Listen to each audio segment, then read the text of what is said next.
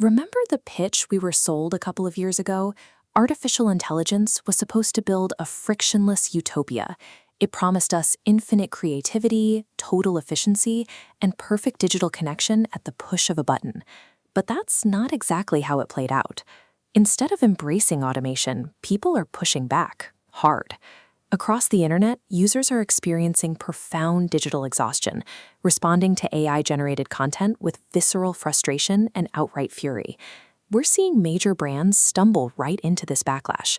Take McDonald's in the Netherlands. They rolled out an AI-generated holiday ad campaign to save time and money, but they had to cancel it almost immediately. Audiences found the unnatural visuals creepy, complaining that the tech stripped all the warmth and emotion out of what was supposed to be a festive story. The standard corporate response to this anger is fairly predictable. Executives often write off the critics as modern-day Luddites, people simply afraid of new technology who refuse to change their workflows. This recoil is a deeply hardwired psychological defense mechanism, a warning that the digital ecosystem we rely on is starting to break down. To understand our reaction, we look at the brain's cognitive pipeline. Psychologists use the SOR framework. This diagram shows how an external stimulus enters our perception, travels to the organism, our internal processing state, and ultimately triggers a behavioral response. When you watch an AI-generated video, that stimulus is often what researchers call an AI hallucination.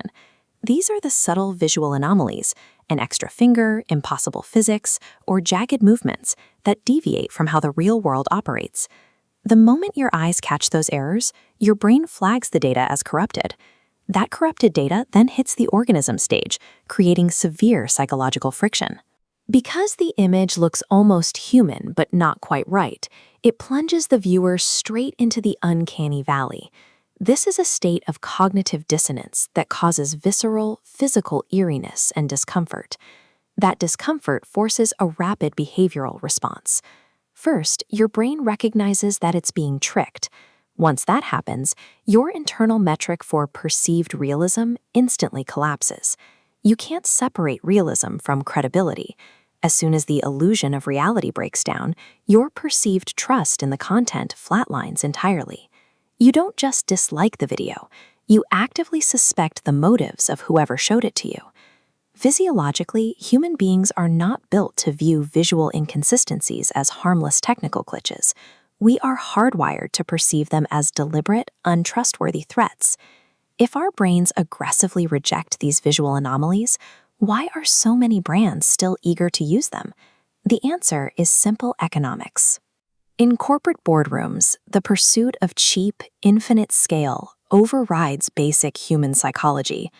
Companies face a choice: pay for human nuance, which takes time and money, or deploy algorithms that generate content almost instantly. Many choose the algorithm, prioritizing maximum output over fair compensation and quality control. But that instant generation relies on a massive, hidden cost, paid by exploited creators. To build these AI models, tech companies aggressively scrape the internet, funneling millions of unconsenting artists' intellectual property into a black box algorithm as training data. When a marketing team uses that scraped data, they aren't generating a unique brand voice. They are averaging out the internet.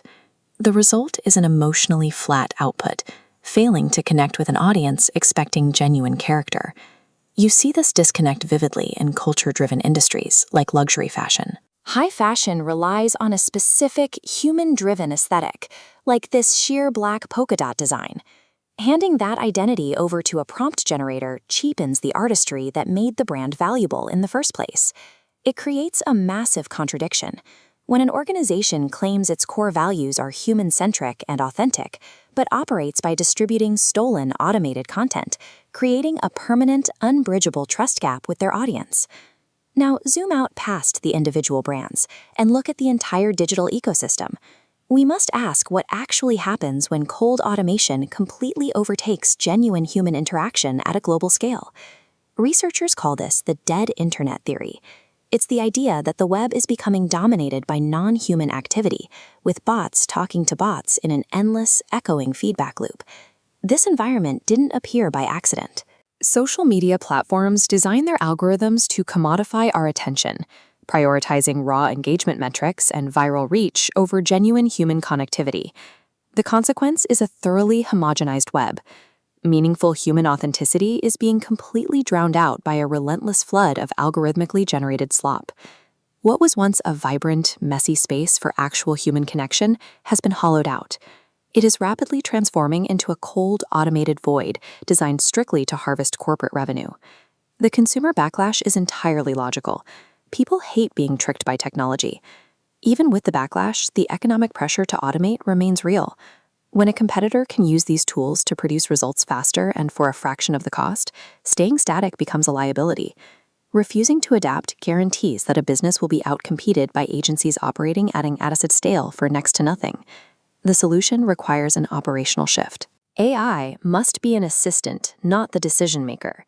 It organizes data, but cannot replace human judgment. To survive, put humans back into the decision loop. Audit algorithms for bias, carefully review outputs, and use technology exclusively to enhance credibility, never to automate your voice. We are entering an era where artificial content will be infinite and essentially free. By the basic laws of supply and demand, that means genuine human authenticity is about to become the most scarce and valuable commodity on Earth.